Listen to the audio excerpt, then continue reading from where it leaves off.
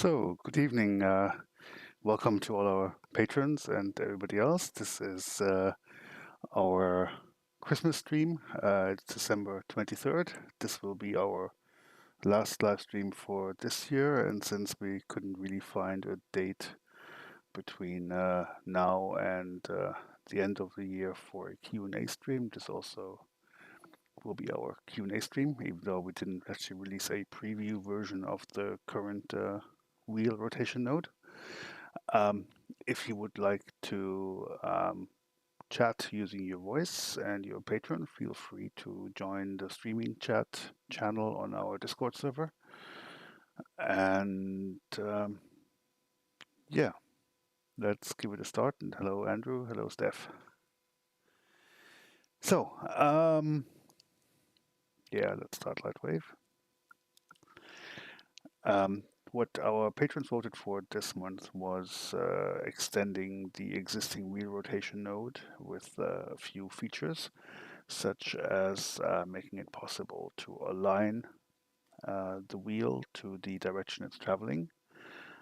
And also, given that there's performance issues due to the way that distances have to be calculated for the wheel, one thing that was also asked for was a way to speed up those calculations or maybe even cache them. Some things are done, some things aren't, and I'll give you a quick rundown of what has been implemented so far. So what I've got here is basically 4 wheels that are attached to a null, and the null moves, and you can already see the first problem here is currently they don't align because the code isn't there. And let me just zoom in a bit, and you will notice as I move forward, I mean, they rotate the proper direction. All of a sudden, they rotate backwards.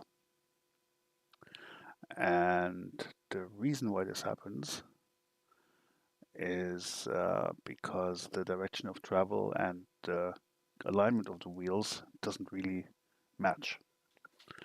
And one of the last changes that we did when we wrote the initial node was having the possibility to have a wheel rotate forward and backward depending on the direction of travel.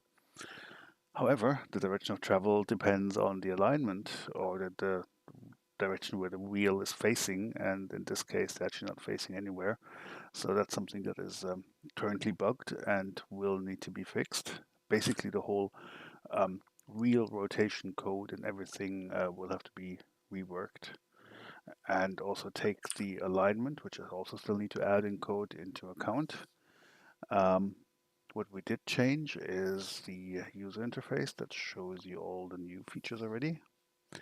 So what we've added is there is an align option here that allows you to tell the plugin how far it should look ahead or look backward in time to align. And another option that we added is one that allows you to cache the distance, because the problem is the further you proceed in the timeline, the longer it takes to evaluate each and every real rotation node. And the reason for that is something I outlined last time, is basically to compute, let's say, the total distance that's been traveled at frame 280.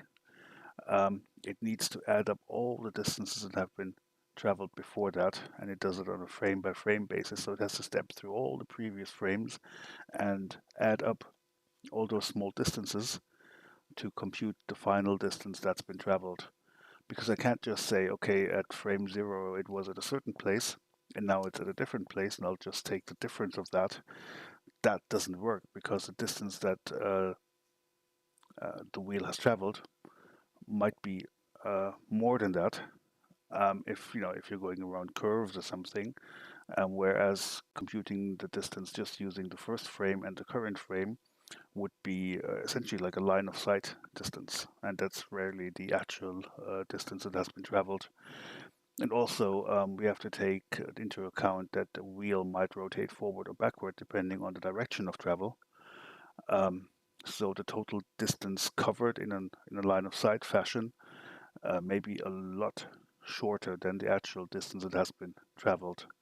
And yeah, that's why it has to step through all the previous frames. There's just no other way to go about it. And that may just slow things down the more frames you have in your scene.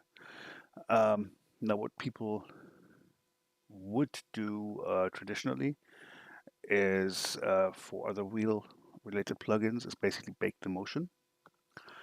And one thing we added is a cache, which you find here. You can enable it here. And the downside of the caching system, and that's something that is a bit Lightwave related, is the cache or the position of the current wheel and the rotation of the current wheel obviously depends in this case on the movement reference and on all the parents of that movement reference. So if you manually change the position of any of those, then the cache would have to be refreshed, recalculated. The problem is there's no way to actually detect in Lightwave if the any of these items have been changed manually by the user. If you've changed keyframes, added envelopes, removed envelopes. So the only way to really do that is basically just do it manually. Now that would then also mean, okay, you would have to go into every nodal motion. If you have 4 wheels, you have to do it 4 times, then update the caches manually, click on this button, and yada, yada, yada. That's just a bit of a pain to do. So one thing that has been added, and that is actually working to a large degree, even though the computation of the rotation doesn't work the way it's supposed to. We have a wheel rotation generic plugin. It looks like this. And that allows you to update all the caches. And that's also going to include caches for a wheel rotation motion modifier and a wheel rotation channel modifier. So you can update all the caches. You can enable and update the caches. So if you have wheel rotation plugins that you don't have the cache enabled, this will enable it for all the wheel rotation plugins. You can also disable all the caches if you want to. So that allows you to work interactively, with the downside that it's going to be slower.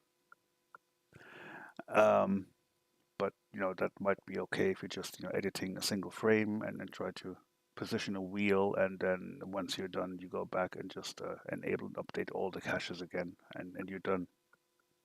And computing the caches is actually fairly fast. And this is for the motion modifier. Once that's implemented, this will allow you to enable and disable the motion modifier, or all the motion modifiers, in a case where you have actually we're using the motion modifiers and you have actually baked the motions. Then you can use this to enable and disable all of them. So yeah, that's essentially the current state of the wheel rotation control. The only thing that is missing, that's surprisingly tricky, is actually computing the travel distance properly and the alignment for the wheel. And that just takes a bit of sitting down and actually thinking about that. But it will certainly be done before the end of the year, and it'll give us something to do over Christmas, I suppose. But yeah, the whole, including the whole thing of wheels being able to turn backwards if they travel backwards, as well as the wheel alignment, just makes things a bit trickier in terms of what direction of the current wheel do I take to actually compute the distance that's being traveled. And it's basically just keeping a whole lot of axes that you take into account, and rotations and yada yada yada, and just try to keep those in your head to actually combine them in a way that you actually get the proper traveled distance. But all the things around it work. So this panel works, and at least the user interface works. It's just the actual computation that is currently still off. But yeah, that's something that's left to do. And also, once this is done and this actually works, then we will convert that into a motion modifier, which is relatively simple, and a channel modifier as well. But I want to get the basic node to work. Also, the motion modifier will have a self movement reference, which basically means that it takes the distance traveled by the current item into account. And that will in turn allow you to copy and paste the settings of the motion modifier to other items, which makes setting things up a bit easier. Unfortunately, in using the nodal motion, that isn't possible because the node itself doesn't actually know which item it's being applied to um, before it's being evaluated. So if you just add the node to the node graph and open the user interface, it doesn't actually know which item it's supposed to um, reference or it is being applied to. It does know eventually once it's being evaluated to compute one of the outputs, then it knows which item it's on. Um, but the evaluation can actually happen multiple times with different items. Not in this case, but if you use something like our NodeMeister, or use the wheel rotation node in a different context, which you can do. Like you can even use it in shading, for example. Um, then it won't have a current item reference or an item reference that changes from one evaluation to the next. So it's nothing that I can actually use in the user interface, um, especially given the caches and everything. So yeah, we will need this movement reference pop up here in the node. There's just unfortunately no way around that. So yeah, that's essentially the current state of the wheel rotation node. I'm not sure if you have any questions, and I think most of you got your newsletter as well.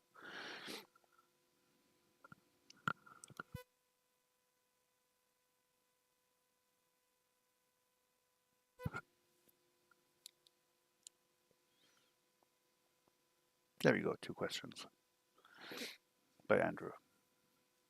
Let's get to question number 1 or number 2, it doesn't matter.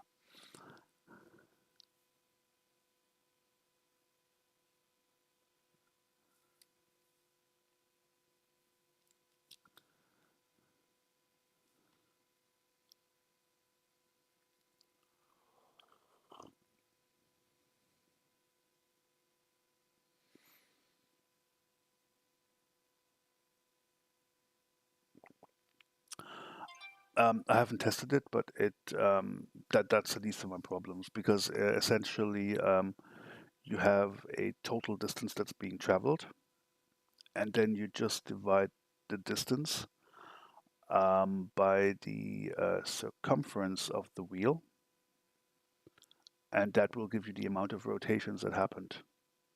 And since the distance takes forward movement and backward movement into account as well, that is also always going to work, even if the wheel rotated backwards in between. So yeah, that's the least of my worries. The tricky part is computing the distance, but not the rotation. The rotation is very straightforward.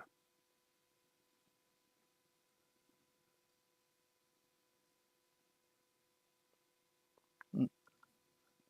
And to be fair, um,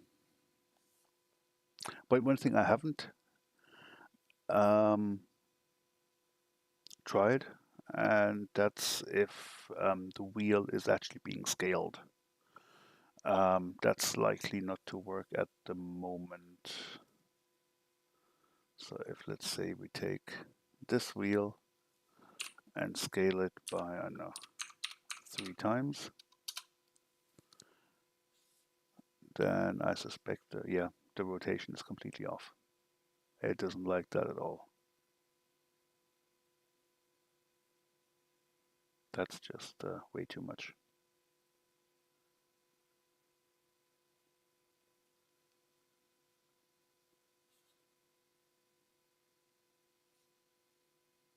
But then again, for things like this, it's generally a bad idea to size or stretch things in layout, even though it's being done. I'll have a look and see if I can do something about that. But essentially, the radius that you set in the user interface should be the radius of the wheel, not in local space, but in world space. Oh, okay. Ooh, hello, Michael, and hello, HSBD3D, and hello, Michael. What is freaking a clock? Yeah, it would work. I mean, the thing with the clock is you would need to use something else as a movement reference, obviously. That would then be the distance traveled for the rotation, but I suppose there's actually simpler ways to rig a clock than using something like this.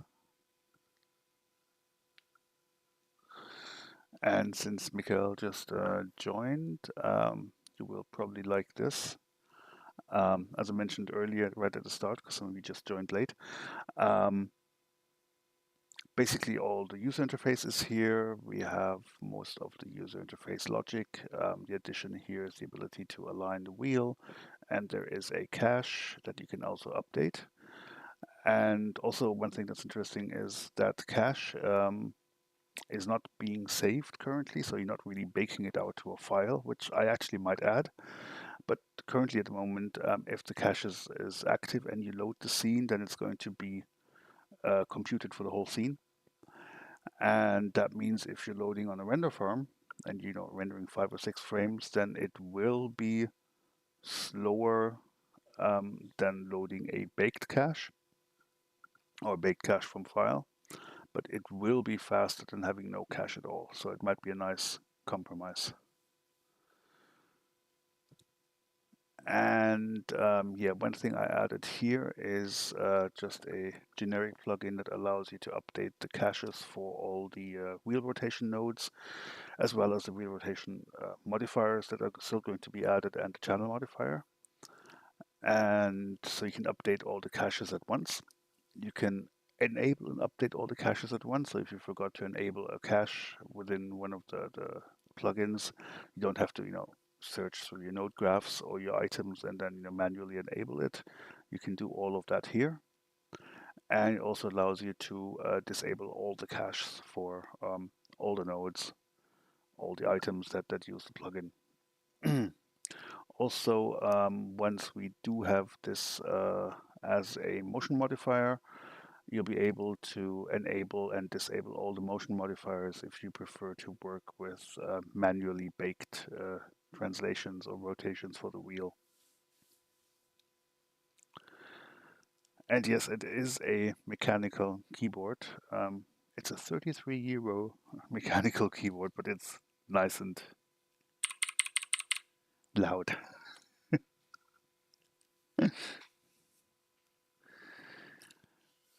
All right, yeah, so that's the current state of things. And as I mentioned, you will be able to get this before the end of the year for sure.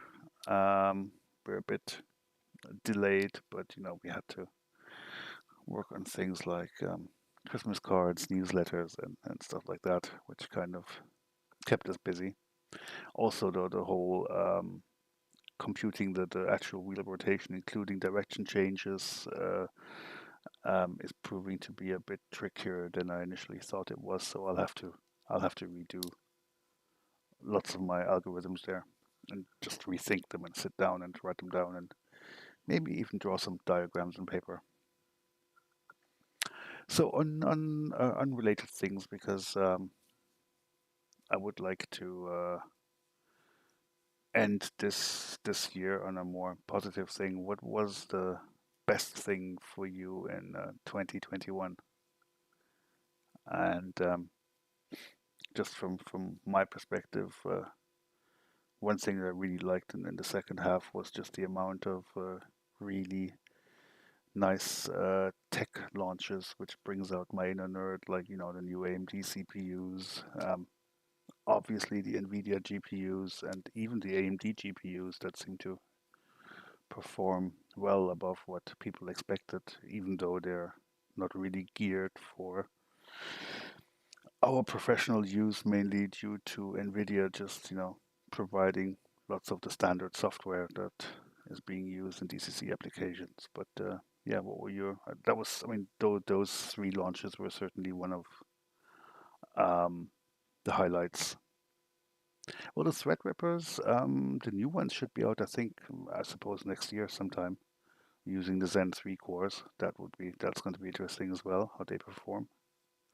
And also surprise in a way was the nice performance of the Apple M1, but it's going to be even more interesting to see if they can scale that to any kind of desktop performance. I mean, they do perform extremely well for mobile chips, but scaling that to something that's a bit beefier could prove to be fairly tricky. But yeah, we'll see about that.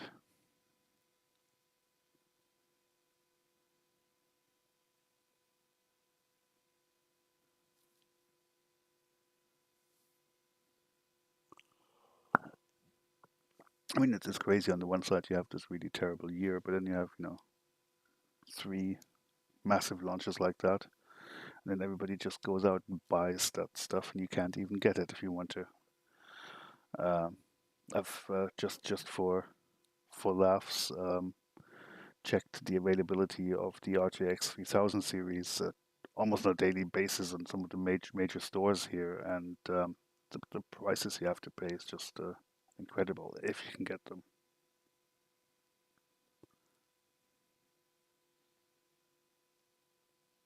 It almost seems. Ah, hi, Mika. I can hear you now. Of course you are. Of course you are. Ah, Yes. okay, cool. And let me just On that note, turn on the desktop audio as well, so everybody can hear you. Yep, you're live. you can hear me now. Cool. Uh, one of the things that I think is positive, I mean, it has been a shit year in many ways, but I think that from a big corporation like Ubisoft that have always traditionally been like, you go to the now with this virus that happened, is that now they are essentially seeing an opportunity now that people actually can work from home, which means that we can start to recruit people from pretty much anywhere, and they don't have to show up to an office. They can actually work from home, and this was pretty much impossible to do before the virus That's because true. it. Yeah. Yeah, so I think that is a positive thing that is happening, especially in the industry like visual effects and games that I work with, is that we are now able to hire the best people, Hmm. Hmm. which we couldn't do before because do I have to move to Sweden? Sweden cold. It's like it's black like in a black plastic bag half the year. It's people. I mean, we had people coming here from like the Middle East. Yeah. They Yeah. they had to leave because Sure. they Yeah. were so depressed and stay here. Yeah. So Yeah. they just left, and they were good people. So, yeah, I think working from home is like the or is the new thing, and I think it's a positive thing I mean, to of come out course, with of this. course, the downside is that all the companies are now going to be able to get the best talent across the globe. So you're just competing on a global level for the best people. Exactly, and I think that's a good thing. So That's true. I mean, we've had lots of Zoom conferences and stuff this year as well. I mean, at the start of the year, I didn't even know what Zoom was, and mainly with people from like the film industry and some of those that have been that are in their 50s or 60s that have been complaining about the lack of personal interaction because they usually go to film festivals and everything. And my standard answer was, yeah, but just imagine if this pandemic would have hit us 20 years ago and we didn't have those abilities at all. Internet. Yeah, if Oh yeah. Oh no shit. video conferences, not even maybe a decent voice talk system, voice chat system, and nothing like that, it would have been a lot worse, especially for those people that aren't digital natives. So Oh yeah. That is true.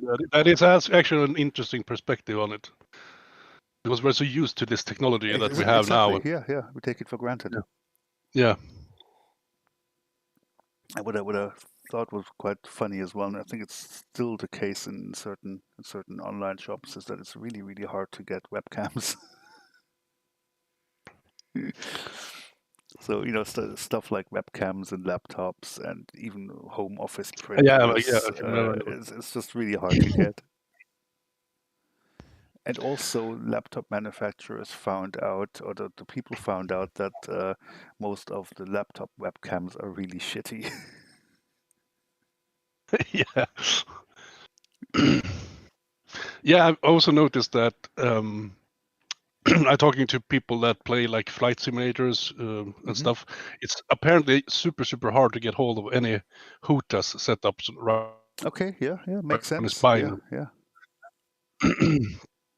So yeah, the tech industry is going forward like ever before. I think it's the industries that relied so much on manual labor and all that stuff struggling. But yeah. I think the Threadripper is. You mentioned the AMD processors. I have one of those monster ones, and it's Yeah. super nice to use when you have a CPU based like Lightwave. Oh, absolutely. It feels like I'm having like two, like I'm running Octane on two GTX cards. And if I it's remember it's uh, correctly, you don't even have the top one, do you? I have the top one. I have the 128 thread. Oh, you've got the. Oh, okay. Nice. Yeah. Okay. Yes. Yeah. Neat. So it's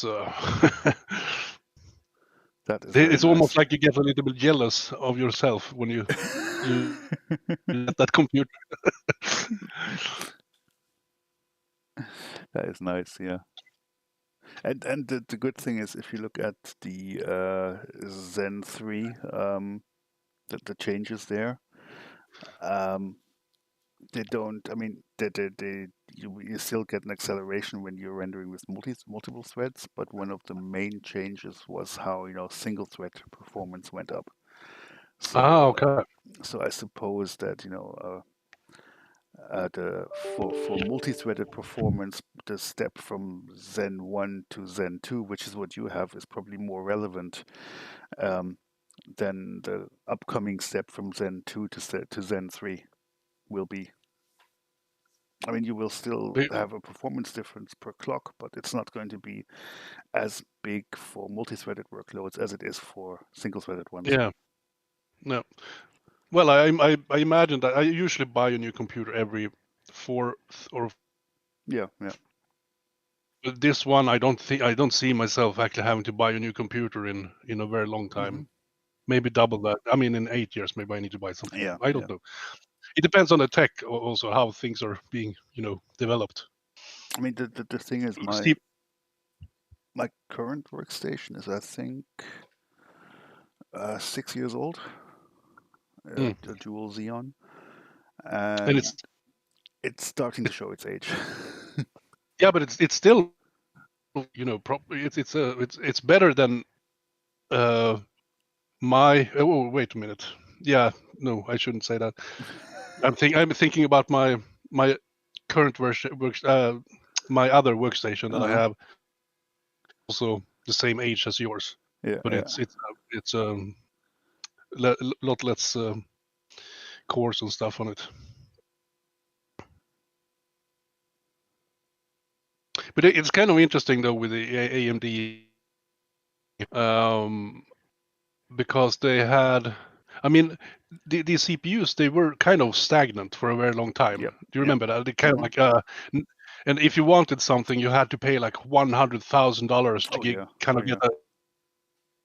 a that had 48 cores or something like that. And then all of a sudden, AMD just comes out with this Threadripper Mhm, series, and mhm. everything just changed. That's kind of, it's almost like a paradigm shift, kind of, when that Yeah, came yeah. out.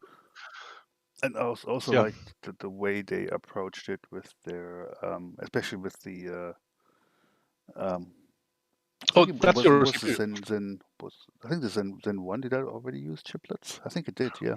But the whole idea of using chiplets just made it so much easier for them because essentially, you almost have like a dual socket on a single socket. Ah, okay, yeah. If you think about that, and I think that allowed them to keep the prices low because when you're starting a new manufacturing process of the chips, then the problem is going to be yield, and the larger your dies are, uh, the more likely it is that if a part of that gets damaged, you can just throw the whole thing away. And if you use more smaller dies, then you just have less waste. Ah, And that was just a very smart move of them because as opposed to creating massive dies with all the cores, they have many small dies. And if parts of them is damaged, they can just disable the core, and if nothing is damaged, then they can use the whole thing. And if the whole thing is damaged, they're just throwing a small part of that big wafer away. And I think that really helped them in keeping the prices low and still deliver decent performance. So yeah. it's just a very smart manufacturing process as well. Not just it's not just the design of the actual cores, but also the whole idea of Mm. using chiplets, which I think helped them a lot. Yep. So yeah, I'm certainly a big Lisa Su fanboy at the moment because she seems to have gotten her development teams to work in a good direction. Oh, is she the president for the AMD Yeah, yeah, yeah, yeah, yeah, CPU yeah. thing? Or is it AMD like for what do you say? For graphics as well, or is it just CPUs that It's she's? both. It's both. She's the It's both. CEO Okay. of the whole company. Yeah, Ah, okay. she Okay. is Cool. she is the big boss. And when Oh, she basically started there, that's when they started to turn around things. So yeah, she certainly helped. And hello, Andrew. Hello, I thought I'd just join in. That's what we're hello. here Hello. for. It's Lisa Sue. She's a force of nature. Oh yeah, absolutely. Very very impressed by her meteoric rise. She's done amazing things for AMD. Um, and I can't see that stopping anytime soon, unless maybe China invades Taiwan and TSMC gets ruined. But That, other that than that that, that's probably the biggest problem. Yeah, and it's also yeah. interesting that she also has a proper engineering background. So it's not. Oh, yeah, well, it's purely her background in that she actually has been an engineer and developed from the ground up and Hmm. understands the whole process, which is why she's very good and as well as being incredibly good at the business model. But I Oh, think she's absolutely. been Yeah. doing this for a very long time and worked her way up. Just because we've heard of her just recently, it doesn't mean to say she's not been impressing a lot of people for a long time. Oh, she wouldn't have gotten the position otherwise. So yeah. Yeah, exactly. Yeah. And I mean, even looking at the GPUs, even though they have very impressive hardware, and they're still certainly focusing on pure gaming performance, which is something Nvidia doesn't do. Um, They are coming up. I mean, I think ray tracing they're slightly behind, oh, they're but massively only behind. They're massively well, yeah, behind. but only a bit. And I think their software's coming online and they're getting the bug fixes out, which is what they're not so good at. Yeah, I mean Um, that's the thing when it comes to DCC applications. Nvidia just has a massive head start in providing the but the software yeah, libraries I'm talking about I'm talking about for games. for games. Um, Yeah, for games, sure. Yeah, yeah. they aren't that far behind. DCC obviously they've got the whole optics thing Yep, is yep. Well, very much. they're a bit behind because I think from Yeah. what I saw, like the ray tracing performance is about half that of a related NVIDIA board, and they will need to have a rescaler in there as well, which they're working on with Microsoft. Is there any GPU all actually can be run on AMD graphics cards. Because I think both Octane and Jesus Christ, I forgot the other one that we use with Houdini. Oh, you mean Redshift? Redshift, yeah. Both of them require like Nvidia GPUs, right? If they're CUDA only, then yeah, it's obviously going to be Nvidia. If it's OpenCL, so like the cycles from Blender, or there's a few others that prefer or that use OpenCL So as well. okay. That will work on AMD. Plus, they have their own renderer, which they've improved now, but I haven't seen the last version.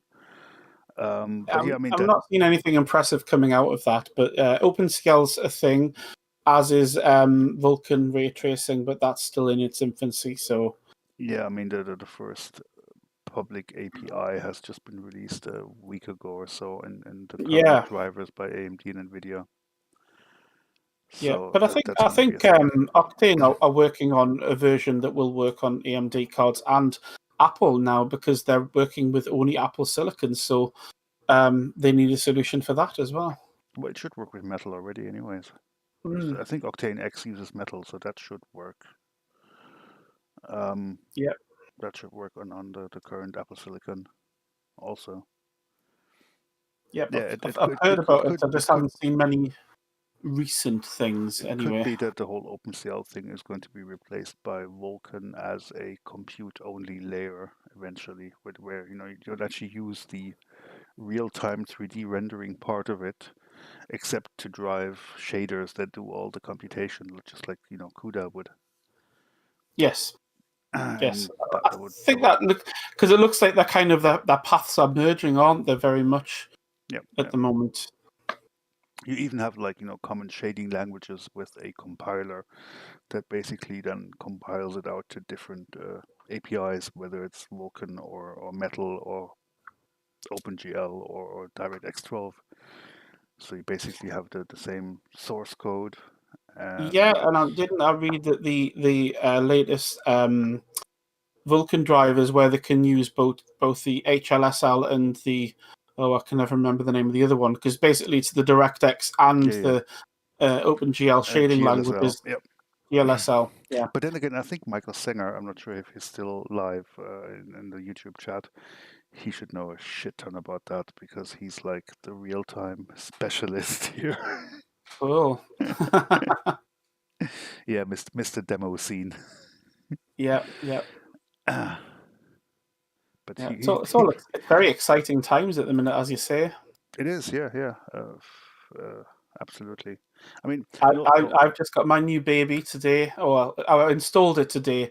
I've got myself a NAS box. Ooh. It is. I've spent way too much money on it, but I've been wanting to do one for ages. Which brand? Synology. Okay, yeah, okay, good. It's a really nice one. It's just a little 4bay, and I've got two of them full with two 8 terabytes running in a RAID 1 mirror. RAID 1, yeah.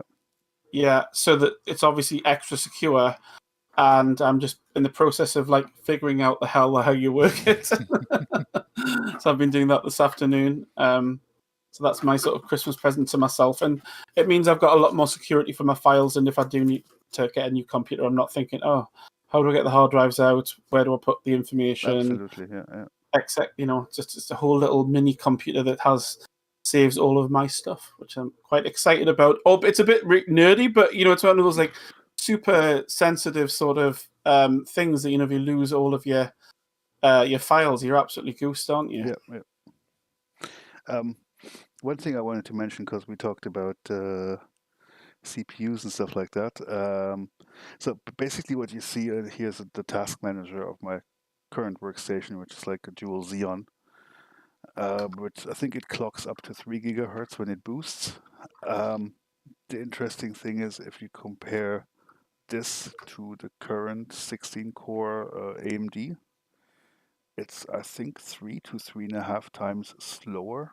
I mean, my machine compared to the AMD, so the other one's like 350% the performance. And I mean, AMD have doing absolutely stellar performance. Yeah, and given that it's been, I think, 7 years or something. Okay, that maybe 8 years since that CPU was released that I have here. So in 8 years, they've basically tripled the. No, actually, no. The performance went up by 7 times per chip because this is dual socket. Yes, that's two of them. Yeah, so it went up, by 7 times, and the price is just, probably dropped by 8. Yeah. Yeah. I think one of those Because CPUs. Intel had completely stagnated, and I mean, I think that's fairly obvious why Apple went the way they did, because they weren't. It was like 1% better every generation. Are you joking me? And interestingly enough, the Intel CPUs that will come out early next year, going to overtake AMD again, at least on the single core front. So well, that's it's always going to been be their only interesting. selling point, hasn't it? So Yeah.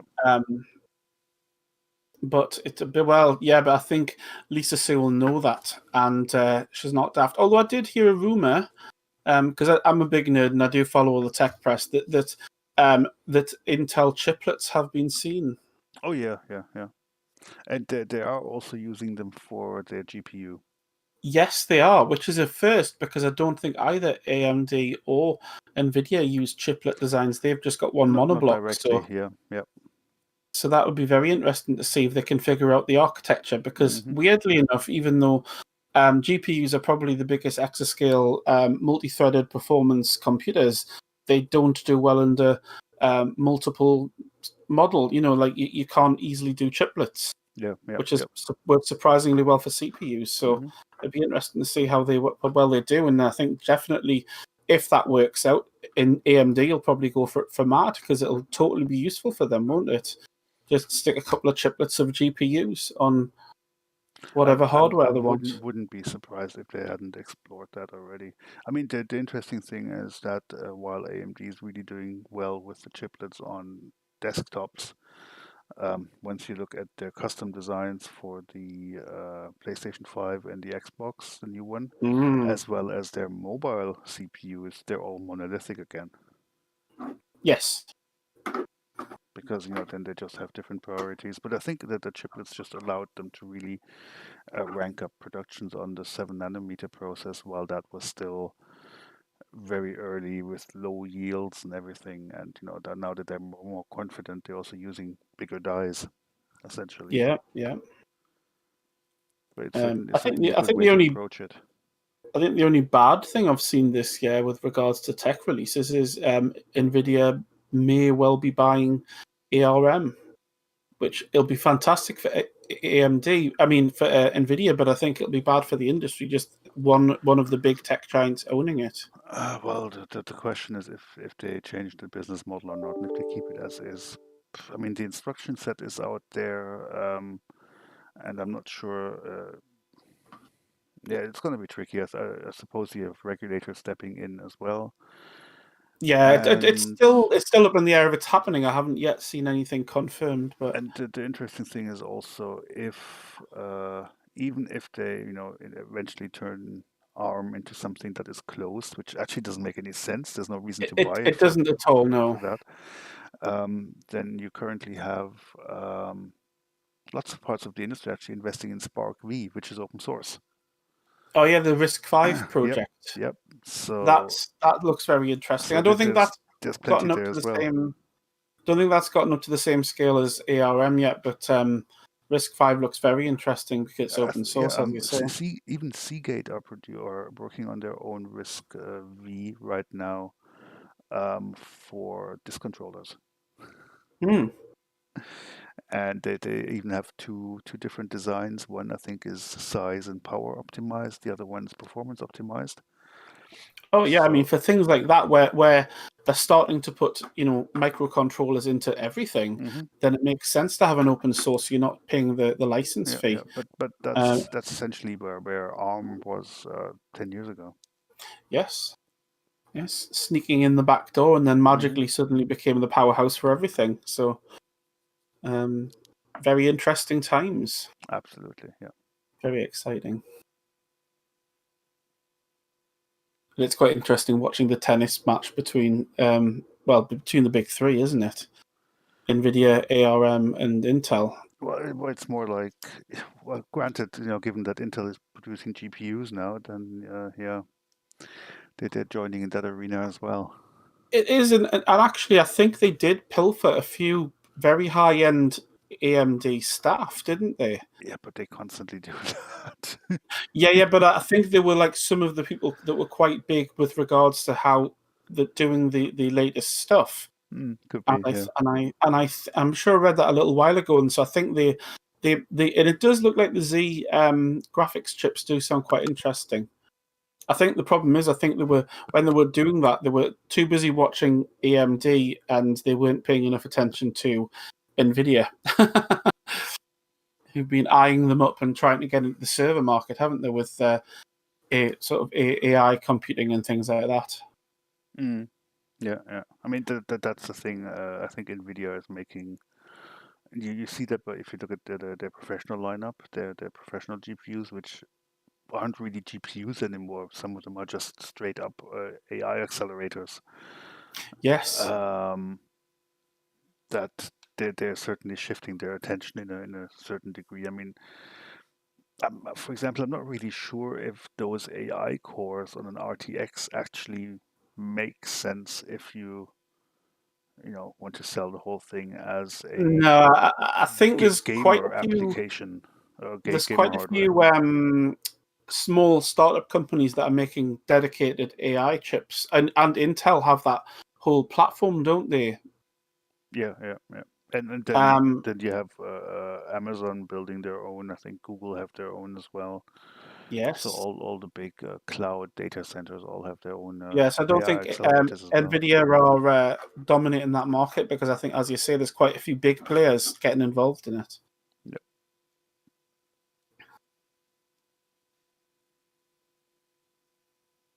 Well, yeah, interesting. I mean, I suppose we won't see that many nice releases next year. I think the big thing to look forward to is availability, not just releases. Yeah.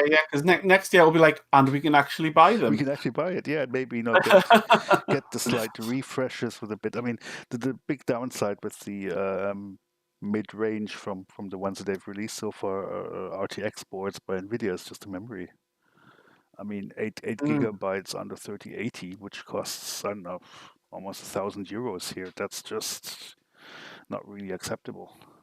Not for what we would use it in our industry. And even for gaming, I mean, if you. Well, yeah, if you're looking at 4K gaming, Yep. you're already using a huge chunk of that just for the display, aren't you? Yeah, absolutely, yeah. So that they're kind of like they do. I think they're just trying to compete on price, really, weren't they? Yeah. Trying to save money because I think they were terrified of what AMD were going to come out with. So that's. Not sure why Mikael couldn't post this, but I posted this link, so it should work now. Okay. Yeah. That thing that I bought not that long ago. Oh, Raid Sonic one, yeah. Okay. Yeah, but I'm actually. It's kind of cool because it you can have it as a RAID system, but I don't. So each hard drive actually shows up as its separate hard drive. Oh, okay, so it's just a case, yeah. Mm-hmm. An additional case, and it plugs in via USB. The thing is, I'm using that for backup. So I turn it on, then I have a bunch of Robocopy scripts that copies everything, Yeah. and then Yeah, when yeah, it's done, I just turn it off. Yeah, but it's in that sense, it's just extra hard drive. The funny thing is, if you would have two of those, you would actually run out of letters in Windows. Well, Especially if you have all set as RAIDs, of course. Exactly, and I don't just want to be able to, because I can hot swap the hard drives as well. I just turn them off. Each hard drive has its own power button, so if you turn it off, you can actually just bring it out and actually put in a new hard drive there. So I'm like flexible like that. So I don't mess with the RAID. But I'm super happy about it because now I can really do my backups. Yeah. Now we can see. I'm very pleased with my little toy, and I'm just sort of getting used to how it works, and very cool. I mean, fun fact: you don't actually need to assign drives to a drive letter in Windows. No, and I don't think I have on this current one. It just comes in as a network drive. Well, if it's a network drive, then it's a different thing. But yeah, but even the local drives don't need to have a drive letter except for C, I think. But everything else you can actually mount as a subdirectory if you go into Disk Manager. Yeah. I suppose you probably could, but then it's different for remote drives and stuff. Yeah, remotes are a different issue, certainly, yeah. It's surprising to me that they've never resolved that. Like when using Apple and my Amiga, even back then, it just had a name. That was it. It's bizarre that PCs have these weird drive letter thing since forever. I don't actually have any network drives mounted. I use drive letters I'm not drive letters. I'm using server share names for everything. And the interesting thing is, if you switch to something like Mac OS or Linux, you actually have to mount server shares again. They're not going to end up being a drive letter, but they're going to be, a subdirectory in your file system, essentially. And there you have the problem that if a share has an identical name, for example, on this machine, I have a share called projects, which is my code. On our server, I also have a share called projects, but that's like the CG stuff. Yeah. Now, if I go to the Mac and want to mount both of them, it tries to, create a mount in both cases that's called projects, even though they go to a different machine each. And that causes problems.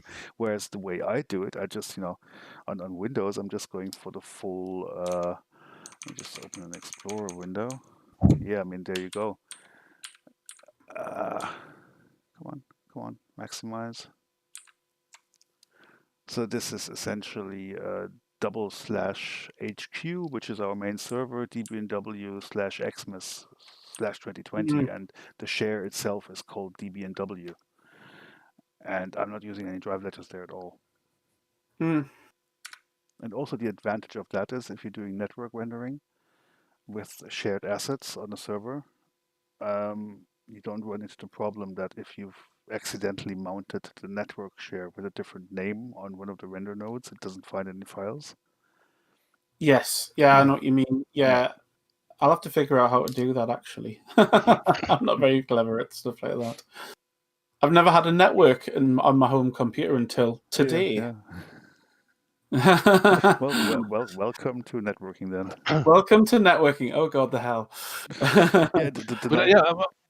Nice thing is on most of the modern NASs, you can also you can install applications as well for networking. Yes, this one it has a lovely little app store and everything. I'm very impressed. That's one of the reasons why I did it. Our IT guy at work's been using them for years, and he loves the little apps. So they do updates. So I can run. I've got all sorts of stuff. I can run a Plex media server on it, and so stream all of my videos to something that'll support Plex. Chat servers, I can even web servers, everything. I can run an install of WordPress. If I really wanted to, I don't, because then I'd have to be responsible for all my own security. But it's good if you just need something local for development. Yes. Luckily, I'm actually in our local WordPress group, and so I have several accesses to servers to play with and things, which is quite cool. That's one of my other little hobbies I'm doing at the moment. That's why I'm going to be going tonight after this. I'm going to our WordPress hangout and zooming with them. Yeah.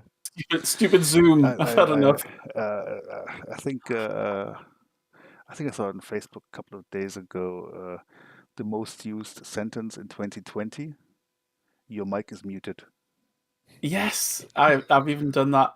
And yes, as was said before, my laptop camera is awful, and half of us couldn't get new, what do you call them? Cameras for. You just couldn't buy them. Yeah, I know they were gone. You just couldn't buy them at the beginning of lockdown. It was crazy. Luckily, I'm just using my parents' little netbook thing. It's just a Chromebook.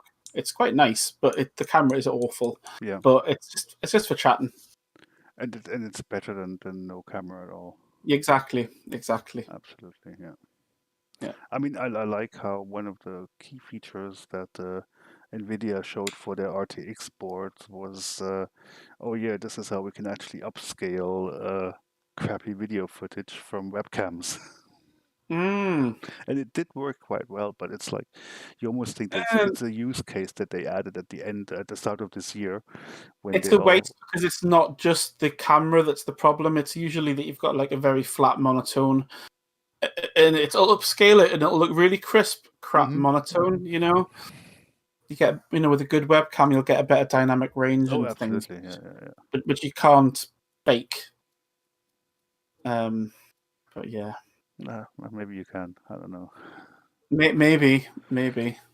I mean, one thing that I do find quite amazing is because I've been playing Cyberpunk recently, their DLSS real-time AI upscaler that they're using for games, Yes. and which is basically the only way to get something like Cyberpunk in ray traced using ray Ray traced tracing at on a 4K. 2070. Yeah. But that works amazingly well. Yeah, I haven't got anything good enough to. I don't think I've got anything good enough to run it. I've only still got my 1060. I haven't Yeah, updated that yet. won't work underneath the 20 It won't something. work. Yeah. Mhm. Yeah, no, I'm sad, but no, I'm not that bothered. The Well, funny thing about Cyberpunk 2077, I guess this is a funny joke though. It says 20. There's one poster in the game where it says that Star Citizen has just joined, yeah. just moved into beta.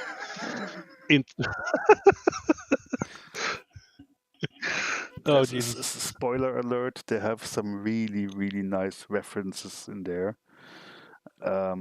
Including one, I think that was one of my favorites, is a reference to GLaDOS from Portal. Oh yes, GLaDOS. Yeah. That they actually have a car that talks exactly like her, which is really nice. About the human being a failed test subject and you're disappointing and I shall eliminate you now. It's really, really nice. So, when it comes to storytelling and Oh yeah, all sorts of really good attention to getting lots of detail. references in there, it's extremely well done. Yeah. Oh yeah, I do want to join in the fun, but I don't have a computer that, and it's just a bit much for the, Christmas has been bad enough. Yeah. So are you all staying at home then? What do you mean? I live in the UK. Where but am I going to go? I'll get arrested. Aren't you allowed to leave the house at all? No, that's a joke. We are in tier 3, which means that we can go shopping, Okay. and you've got to wear masks everywhere. It's Uh-huh. a bit rubbish, but London and a lot of the south have been put in tier 4, which is basically the same as the lockdown that we were all in just last month. Okay. So it's not very good, and So there's no private visitation or private visits allowed at all.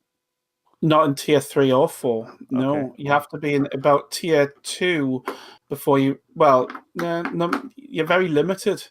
You can have this thing called a bubble, Mm-hmm. which is stupid. It's like if you, like for example, technically I can't see my partner even though we've been together for years. So we can only meet each other outside, Okay. and even that's a bit dodgy. Mm-hmm. And it's mad. It's mad. We can't form a bubble because she doesn't live on her own. She lives with a parent. Okay. Mm-hmm. So, but we were allowed one day on Christmas Day. They've gifted us with the ability to self-determine and have freedom. Isn't that lovely? Well, there you go Cough, then. Magna Well, Carta, why cough. don't you just move together? Well, yeah, but then unfortunately, then she would be leaving her mum, so it's quite awkward. Oh, you move in with her mum. Not a chance.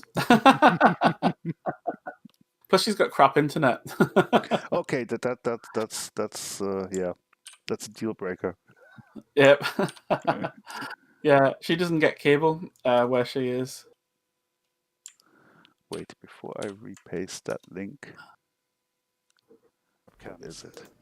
And it did work quite well, but it's like you almost think that it's a use case that they added okay. at the start of this year. It's When the the weight uh, because there it's you not. go.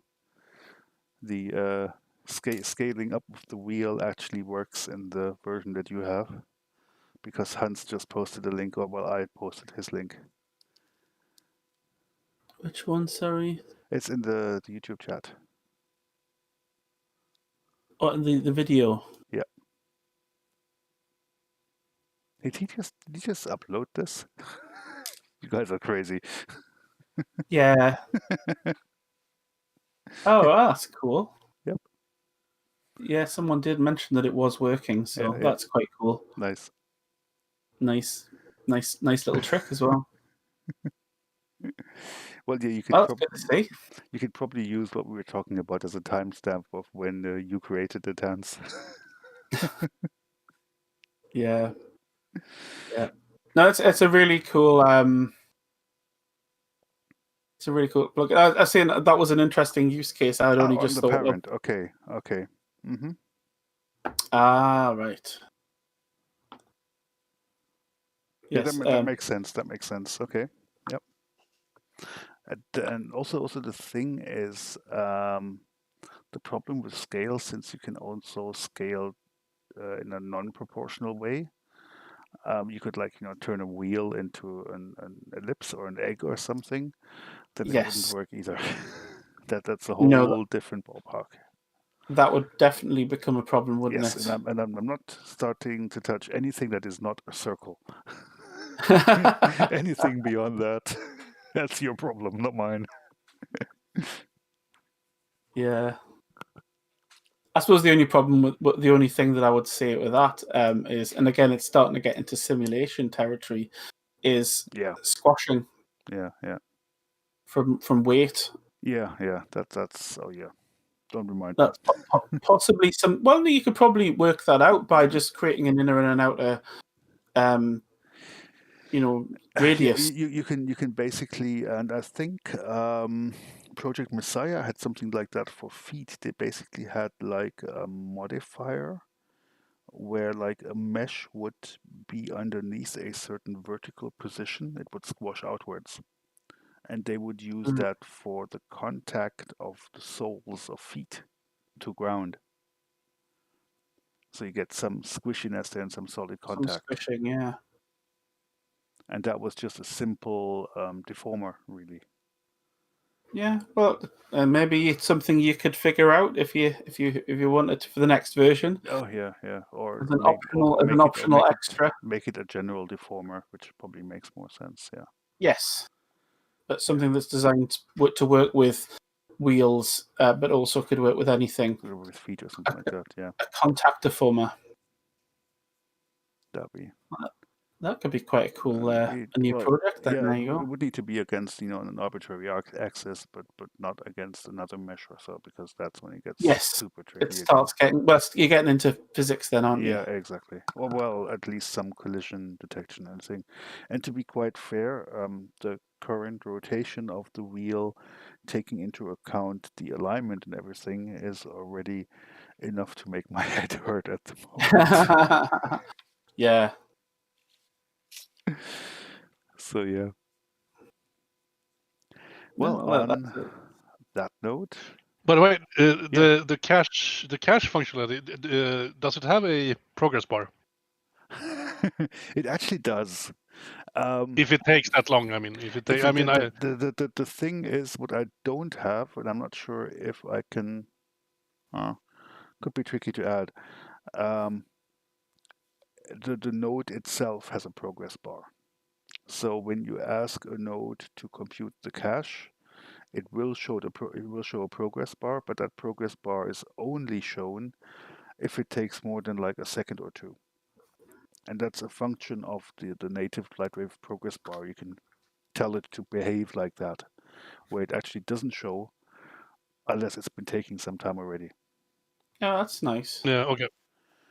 That's not because I'm thinking about using the motion modifier rather than the node, and then use your master on-off thing. Yeah, exactly, yeah. Uh, And Is that a Because master that's so weird plugin? to calculate when I have tags. Pardon? So is it a master plugin that? No, that's a generic plugin. That just Oh, it okay. I just wasn't sure triggers how. them. It just sends commands basically to the nodes or to all the plugins. The problem is that let me just go back to that actually. There you go. Here it is, the wheel rotation control. It's just a generic plugin, but it's asynchronous, so you can actually keep it open while everything else works. Oh, okay. Oh, that's Yeah. good. It's not blocking.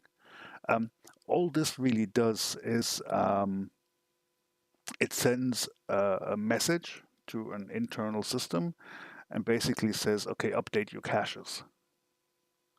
And then every node that subscribes to those messages gets that specific message, which also means that this plugin itself doesn't actually know how many nodes or motion modifiers or channel modifiers are going to receive that message.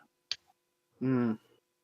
It just sends it's basically like it's it's shouting out, update your bloody caches, and it doesn't know how many are listening, which means that on this level I can't actually have a progress bar because there's nothing to step through. I'm just sending out one message regardless of how many are listening to it.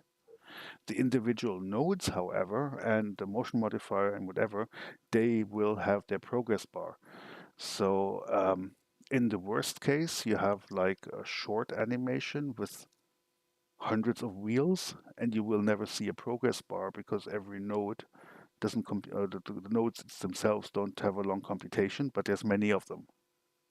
Yeah. In a better case, you will have a long animation with few wheels, and each one of them will show a small progress bar. But then it's basically, it shows the progress bar, closes it, shows it, closes it, shows it, closes it. Okay. And I'm actually not sure how I could implement something like this in a way that this generic plugin would actually call the nodes individually, so it can count here. I mean, essentially what I would need here is a count, where I say, okay, update caches, how many nodes are going to receive this message? Okay, it's going to be whatever, 20.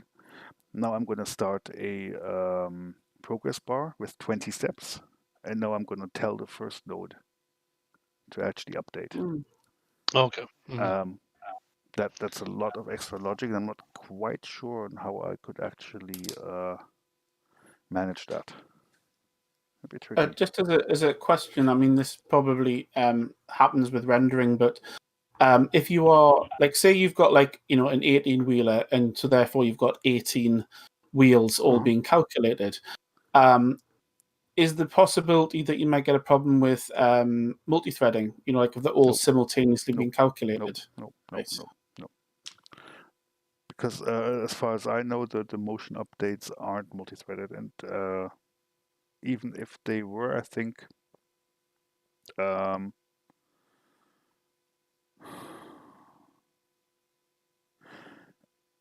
it's not doing anything that Lightwave wouldn't already do.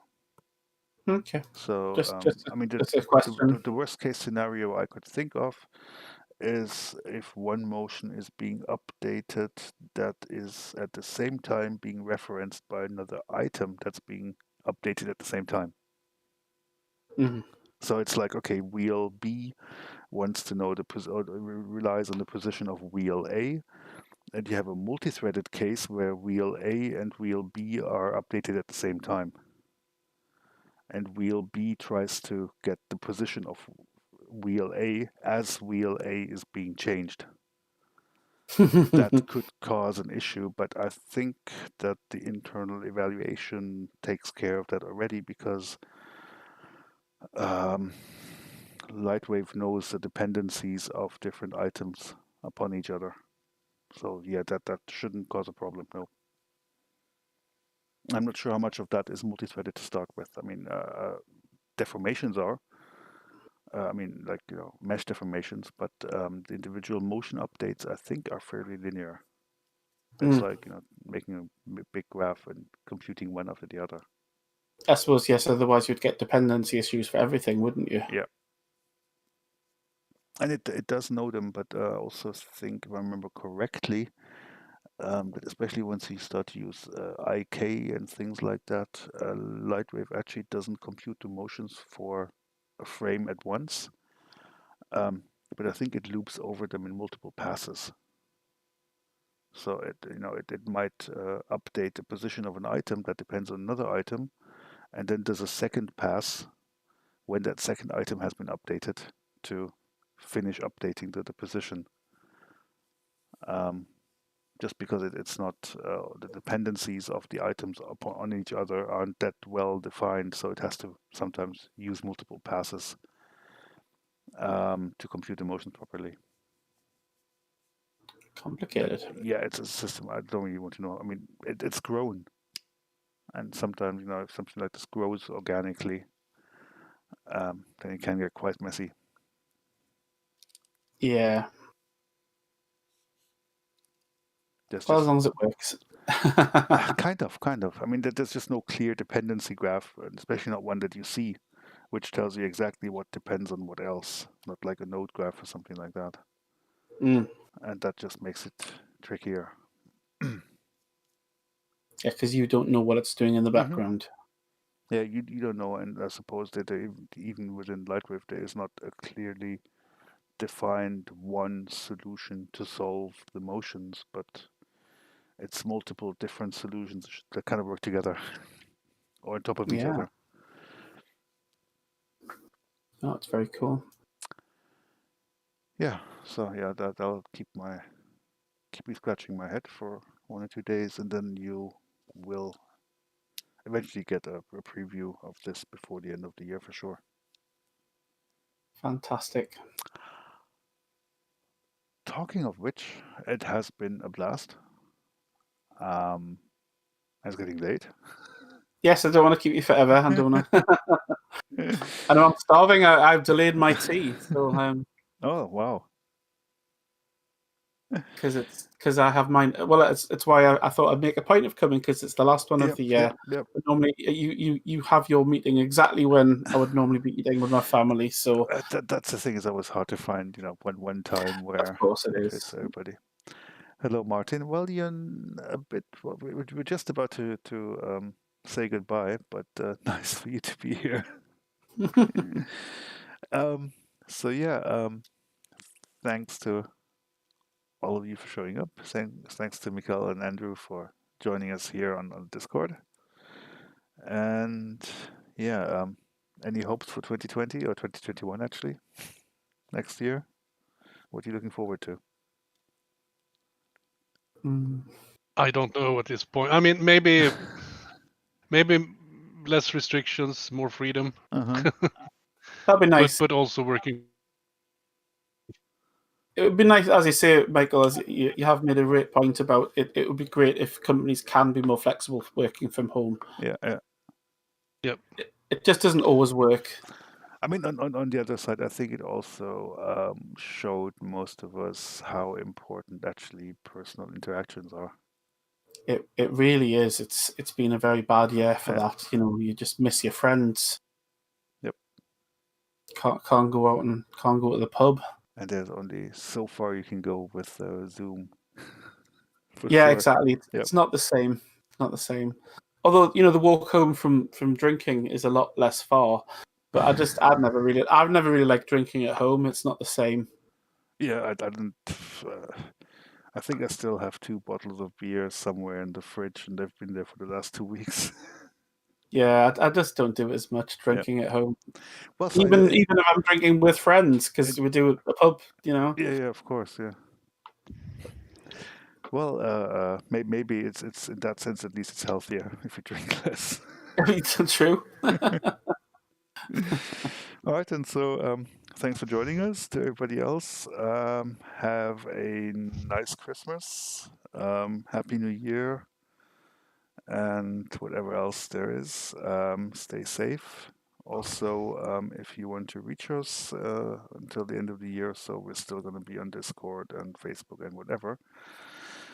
because yes, we are in a partial lockdown as well, and we're going to stay here, and we'll actually be happy probably, if somebody shows up on Discord and says hello. So you guys take care. Thanks for joining us, and see you next year. Bye bye.